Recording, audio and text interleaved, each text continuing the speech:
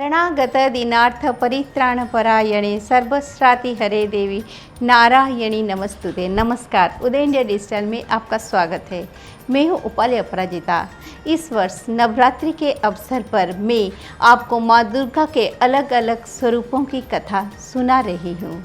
इस कड़ी में मैं आज आपको बताती हूँ माँ कैला देवी के बारे में, जो कि भगवान कृष्ण की बहन मानी जाती है और यादव वंश की कुल देवी है।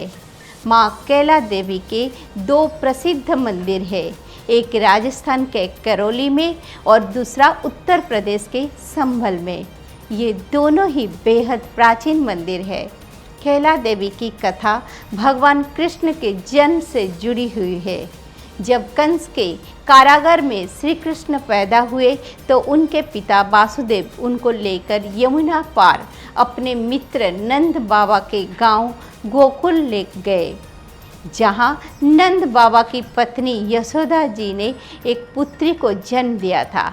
नंद बाबा ने सोई हुई यशोदा मैया के पास बालक कृष्ण को सुला दिया और उनकी नवजात बच्ची को ले जाकर वासुदेव जी को दिया, जो कि उस बच्ची को लेकर वापस कंस के कारागार में पहुंच गए।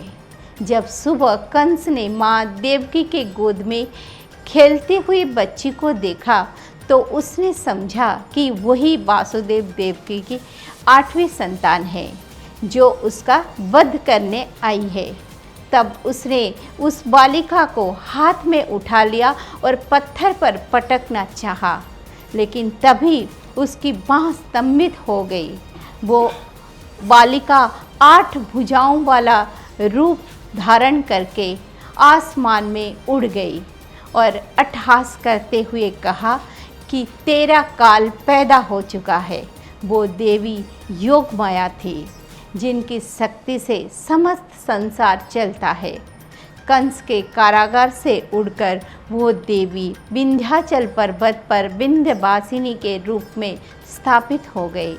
लेकिन कई सदियों बाद एक भक्त सन्यासी बाबा केदारगिरी की तपस्या को पूरा करने के लिए देवी योगमाया काली सिंध नदी के तट पर आई।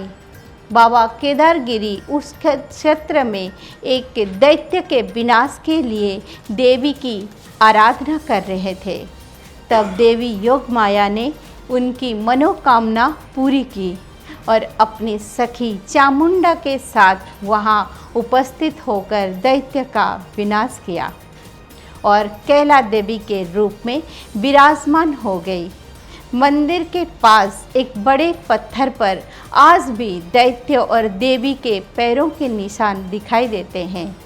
यह मंदिर चंबल के क्षेत्र में विराजमान है, जहां पर आम आदमियों के साथ प्रशासनिक अधिकारी भी पूजा करने आते हैं।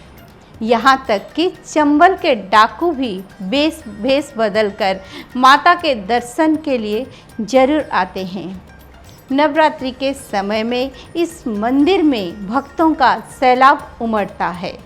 विशेष तौर पर जदू वंश के लोग उन्हें अपने पितृपुरुष भगवान कृष्ण के बहन होने के वजह से बहुत सम्मान देते हैं। माँ कैला देवी के दरबार से कोई भी खाली हाथ नहीं जाता है। मंदिर के पास ही काली सिंध नदी बहती है, जिसमें स्नान करके भक्त माता के दर्शन करते हैं।